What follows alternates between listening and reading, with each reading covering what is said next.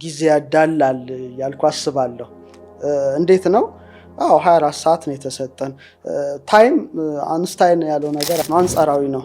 ምን ይላል? ከምትጠላው ሰው ጋራ 5 ደቂቃ ብትቀመጥ 5 ሰዓት የቆየህ ይመስልሃል የሚል፣ ከምትወደው ሰው ጋራ ደግሞ 5 ሰዓት ብትቀመጥ 5 ደቂቃ ያሳለፍክ ይመስልሃል የሚለው ሐሳብ አለና ጊዜ አንጻራዊ ነው ብዬ አስባለሁ። እኔ በበረከት አምናለሁ። ለምሳሌ ሰዎች በመንፈሳዊው አውድ አስራት ያወጣሉ ነው፣ ከ11 ይሰጣሉ። ለምንድን ነው ተብሎ ሲል ገንዘቡ እንዲባረክ ነው። ሌላ ምን ትርጉም አለው አይደል? እንጂ እግዚአብሔር ድሃ ሆኖ የምታበድረው አይደለም፣ የሰጠህ ነው። ግን መልሶ እና ለምሳሌ ሰዎች እኔም አንተም 10,000 ብር ደሞዝተኛ እንሁን ቢባል ወይኔ ወይ አንተ በጣም ተትረፍርፎ ሰጥተው አላልቅ ብሎህም ለምን ለአንተም ትጠቀምበታለህ፣ ወይኔ ወይ አንተ ደግሞ ወዲያው አልቆ የት ገባ አመድ ሆነ ልትል ትችላለህ ነው። ሰው አስራት ስጥ ሲባል እንትኑ ይባረክልህ ነው ማለት ነው አይደል? ብር ይባረክልህ ነውና እኔም በጸሎቴ መካከል የጊዜ በረከት እንዳገኝ እጸልያለሁ። የጊዜ በረከት ማለት 24ቱ ሰዓትም ቢሆን እንግዲህ በእግዚአብሔር ዘንድ ሰዓቱ ሁሉ የተያዘ በመሆኑ ትንሽ ገፋ እንዲል እመኛለሁ፣ አስባለሁም ሆኗልና አንድ ቀን እንደውም የጻፍኳቸውን ገጾች ቆጠርኩና ወደ 8,000 ምናምን ገጽ ሆኗል መጽሐፉ። በገጽ ብቻ ዝም ብሎ ፕላስ ያው እንዴት የሁሉ ነገር ተጻፈ ብሎ ራሴን እጠይቀዋለሁ። አይ ግን አንዳንዴ ሱፐርናቹራል ነገር አለ፣ የጊዜ መባረክ አለ፣ የእድሜ መባረክ አለ፣ የብዙ ነገር መባረክ አለና በረከት በጣም ብዙ ነው። እና የበረከት ኮድም በዚህ በእኛ በኢትዮጵያው የቀመር ትምህርት 222 ነው። 222 ትሪፕል ዲጂትስ ብዙ ኮድ ሴክሬት አላቸው። ሰዎች አንድ ሲያዩ 222 ሲያዩ 333 ሲያዩ በእኛው ትምህርት ማለት ነው መጽሐፎች ላይ አብራርቼ ጽፋቸዋለሁ። 222 ማለት በረከት ነው ማለት እና አይኖ አውቀዋለሁ ያንን ሰው። አንዳንድ ጊዜ ሁሉንም ነገር በራሴ ሰራሁት፣ በራሴ ሞከርኩት፣ ራሴ ያደረኩት ከማለት በእግዚአብሔር እርዳታ በሱ ቸርነት ሰራሁት ሲባል እየተጨመረ ላለው ይጨመርለታል፣ ይጨመራል፣ ይሰጣል። ምክንያቱም የሚባክን ጊዜ አይደለም፣ የሥራ ጊዜ ነው። ሚሽንህን ታውቀዋለህ፣ ሰርተ ማለፍ ያለብህን ነገር ትረዳዋለህ። ስለዚህ ሊጨመርልህ ይገባል፣ ከሌላውም ከማይሰራውም ቢሆን ላንተ ጊዜው ማለት ነው። ግን አንዳንዴው አንኳኩ ይከፈትላቸዋል ይላል አይደል? አሁንኛ ብዙ ጊዜ ሳናንኳኳ ነው እንዲከፈትልን የምንፈልገው። ካልተከፈተም እስኪከፈት ማንኳኳት ነው። አንድ ሰው የሚደክመው እስኪከፈትለት ነው። ማንኳኳት አለበት። በጣም ስታንኳኳ ዝናብ ከሆነ ጀርባ ላይ ያርፋል፣ ምን ይላል፣ በጣም ትዳከማለህ። ግን ከተከፈተልህ በኋላ ነው። ቤት ገባ ልፋት የለም፣ ከዛ በኋላ ቁጭ ማለት ነው። እና ብዙ ነገሮች እስኪከፈቱልን ነው ድካሙ። ከተከፈቱልን በኋላ ግን አለቀ። አድናቆት ነው፣ ማመስገን ነው። እና ምን ይባላል? ለምሳሌ በጸሎት ዓለም 2 አይነት ጸሎት አለ ይባላል። አንሳሐሶ ከናፍር ማለት አድርግልኝ የምትለው የሥጋ ጸሎት ነው። የተከፈተላቸው ሰዎች ግን ይሄን አይፈልጉ፣ በውስጥ ይጸልያሉ አይነት ነው። ኦሬዲ ተከፍቶልሃል፣ አልፋ እግዚአብሔር ከፍቶልሃል፣ ምንም የምትጨነቀው ነገር የለም። እና ይሄ ድካም ያለው ነገር ይቆማል ነው።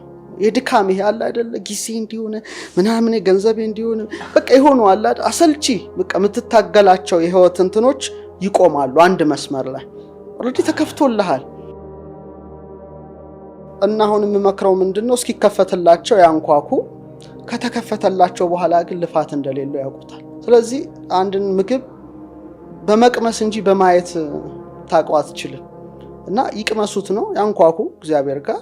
ከከፈተላቸው በኋላ ግን ብዙ ድካም የለው፣ ጊዜም ራሱ ይታዘዛል።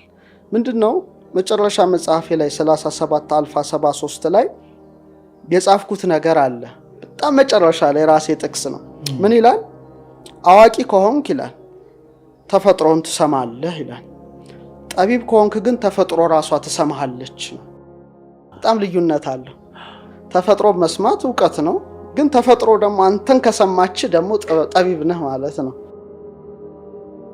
ቻይና ሀገር ሄደ አማርኛ ብታወራ አይሰሙም፣ አንተ ማትሰማም። በቃ መደነቋቆር አለ አይደል? አሁን ቅድም ያልኩ አይነት ነው። በጣም ስትለው ገብቶኛል። መደነቃ፣ አለመሰማማት ደረጃ ላይ ትደርሳለህ። ሁሉም ነገር እንትን ይልብሃል።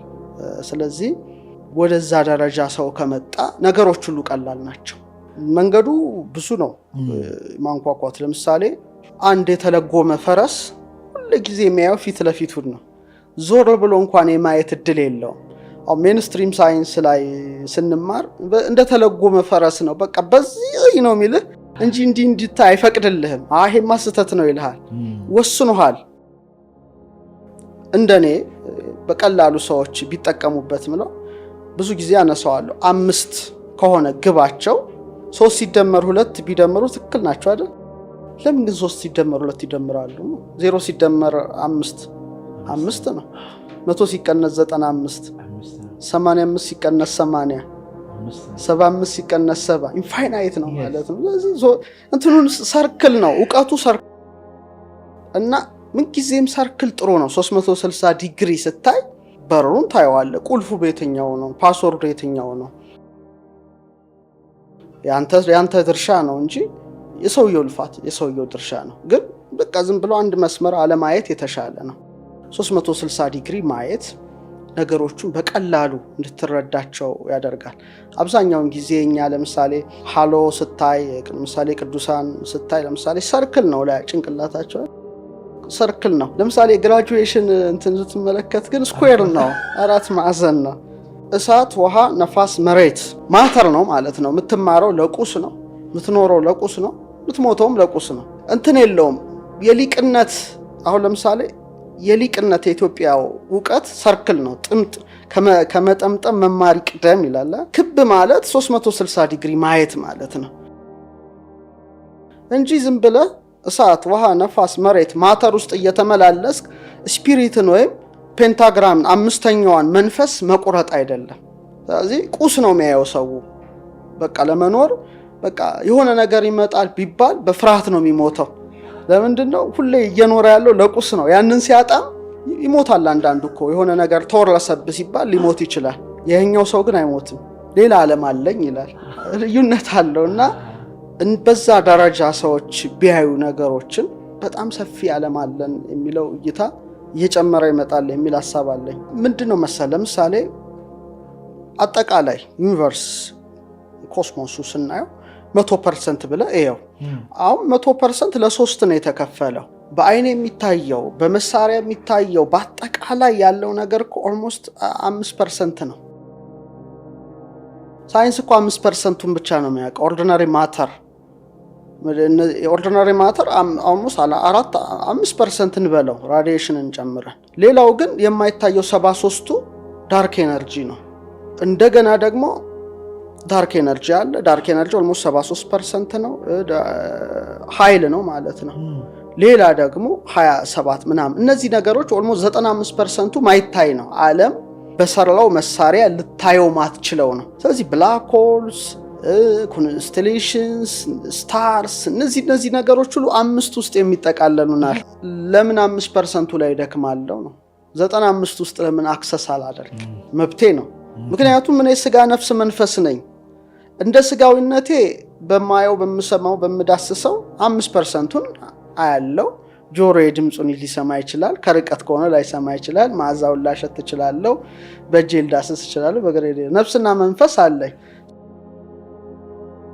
እኔ የምለው ነፍሴና መንፈሴ ደግሞ የቀረውን 95%ቱን እግዚአብሔር በፈቀደልኝ ልክ ማወቅ እችላለሁ ነው። ለምን አደከመኝ? እና አይ ቲንክ ወደዛ እንሂድ ነው። ግን አሁንም ቢሆን ገና ነው።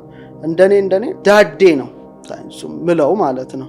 ገና ወደዛ ወደ 95% የመገቢያው እንትን በጣም ገና ነው። ለምሳሌ አባቶቻችን ከዛ አልፈው አሁን ለምሳሌ የሆነ ብርሃን አየው ከማለት አልፈው መላእክትን አወሩ ይባላል፣ ሰማያትን አዩ ይባላል።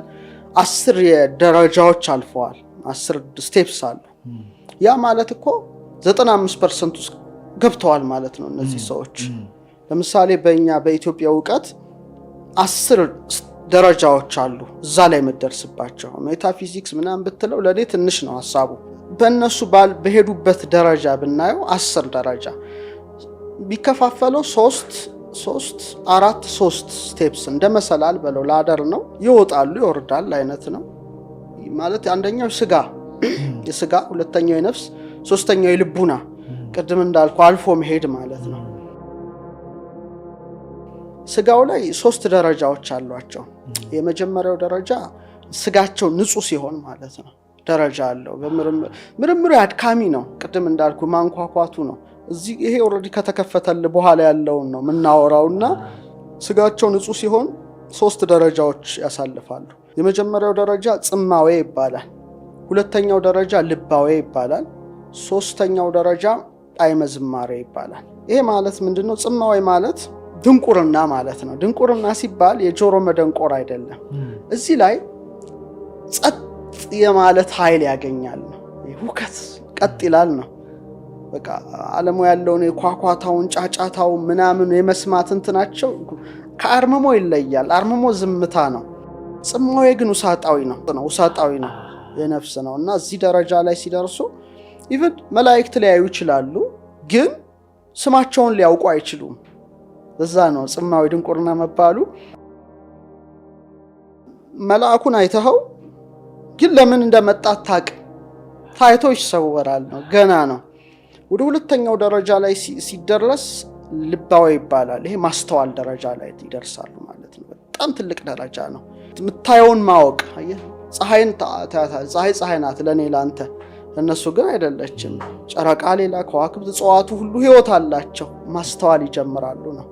ሶስተኛው ደረጃ እንደ ቅዱስ ያሬድ ጣዕመ ዝማሬ ነው። ይሄን ስታልፍ የማመስገን ሀብት እና እያንዳንዱ ለምሳሌ የምትጸልየውን ጸሎት ታውቀዋለህ። ዝም ብለን እንንንን እያልክ አትልም።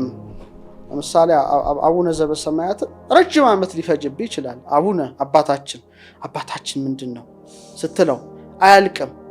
ሰማያት ስትል ምንድነው ስትል ረጅም በቃ የማመስገንና እንትን። ይሄ እንግዲህ ገና የስጋ ደረጃ ነው። ወደ ሁለተኛው ደረጃ ላይ ስትሸጋገር የነፍስ ንጽህና ደረጃ ላይ ይገባል። እዛ ላይ 4 ደረጃዎች አሉ። አንብ የሚባል ደረጃ ላይ ማልቀስ ሀብት ማለት ነው። ለምሳሌ እርጥብ እንጨት እሳት ውስጥ ብትከት ፍሙ ሲንቀለቀል በውስጡ ምን ይሆናል? ፈሳሹ ይወጣልና ይሄ በእግዚአብሔር ፍቅር ልባቸው ስለሚቃጠል የማልቀስ ሀብት ምንም ማያቋርጥ ጅረት። ቀጥሎ ያለው 5ኛው ኩነኔ የሚባል ማዕረግ አለ። ኩነኔ ማለት መኮነን ማለት አይደለም። ኮነነ ማለት ገዛ ማለት ነው። እና እዚህ ላይ የበላይነቱን ነፍስ ስጋን ኮንትሮል ታደርጋለች። አሁን ስጋችን ነው አይደል ልባችን። እዚህ ላይ ደረጃ ስትደርስ ግን ነፍስ ነው ስጋን ቀጥ አድርጎ ይዛል ማለት ነው። ከዛ ፍቅር የሚባል ደረጃ አለ። ይሄ ደግሞ ትልቁ ነው። ፍቅር የልብ ነው። ከልቧ ፈቀረ ይባል የለ። ሁሉንም መውደድ መቻል። ይሄ ማንችለው ከባድ ነገር ነው። በቃ ሁሉንም መውደድ። አሁን በዓለማችን እንደምታየው በጥላቻ የታወረ ነው። ሃይማኖት አምላኪም ነው የምትለው አንዱን እየጠላ በጣም የሚያስጠላ ነገር ነው አይደለም የምታየው ጥላቻ። ያ ግን እዚህ ላይ ግን ለሁሉም መጸለይ፣ ሁሉንም እኩል አድርጎ መውደድ። አሁን እግዚአብሔር ለምሳሌ ለካዱትም ፀሐይ ዝናብ ያዘንባል፣ ቸር ነው። ይህንን ደረጃ እዛ መድረስ ነው። ከዛ ትልቁ ስቴፕስ ደግሞ 7ኛው ሁሰት። ይሄ መንቀሳቀስ። ሁሰት ማለት አንድ ቦታ ሆነ ረጅም ርቀት ማየት። ከእግዚአብሔር በሚሰጥ ጸጋ ለምሳሌ አንድ ቦታ ሆነ ዓለም ላይ የሚደረገውን ነገር ማወቅ። ለምሳሌ በቅዱስ መጽሐፍ ላይ ኤልሳ ኢየሩሳሌም ተቀምጦ ሶሪያ ቤተ መንግስት የሚመከረውን ምክር ያውቅ ነበር አይነት። ገና የመጨረሻውና ትልቁ ደረጃ 3ቱ ናቸው። እሱ የልቡና ንጽህና ነው። ያ በቃ እዚህ ላይ ትልቅ ነው ደረጃው። ንጻሬ መላእክት ይባላል። መላእክትን ማየት የበፊቶቹ ያሉ፣ እነዚህ ግን ዓለማቸው ውስጥ ገብተው ማለት ነው። ልዩነት አለው። ኳንተም ሜካኒክስ ብትለው ምናምን ብትለው ትንሽ ብርሃን አየን እንዲያየን። ይሄ ግን ኢንጂሊክ ወርልድ ውስጥ ገብቶ አብሮ ፕሬዝ የማድረግ የማመስገን ገብቶ ማለት ነው እዛው። ይሄ በጣም ትልቅ ከባድ ነው። ብርሃን ዓለም ውስጥ መግባት ማለት ነው። ቀጥሎ ተሰጥሞ የሚባል አለ። ተሰጥሞ ማለት ምሳሌ አሳ ውቅያኖስ ውስጥ ወር ባህር ውስጥ ንስር ደመና ውስጥ እንደሚሰብ በብርሃን ውስጥ መስጠም ማለት ነው። ይሄ በጣም ከባድ ነው። የመጨረሻው ደረጃ ሊደረስ ነው። እና እዚህ ላይ ሲደርሱ ኢቭን አጋንንት አያዩአቸውም፣ ይሰወራሉ። በቃ ከዛ እንትን የመጨረሻው ግን ከወይነ እሳት የመሆን ደረጃ መድረስ። ተዋሲያን ልብስ ላይ ቢያርፍ ይቃጠላል። አንተ እሳት ነህ ለሱ ማለት ነው። እንግዲህ ስጋ የለበስክ ስትሆን ምድራዊ ስትሆን እንደ ሰማያዊነትን መላበስ ማለት ነውና አምላክን የማየት ደረጃ የመጨረሻ ደረጃዎች አሉና 10 ደረጃዎች አሉ። ትልቁ ነገር ያ ነው። እና ሰው ደግሞ 22ኛ ፍጥረት ነው። ሰው 22 ሲደመር 10 32 ነው። ስለዚህ የጥበብ ኮድ 32 ነው።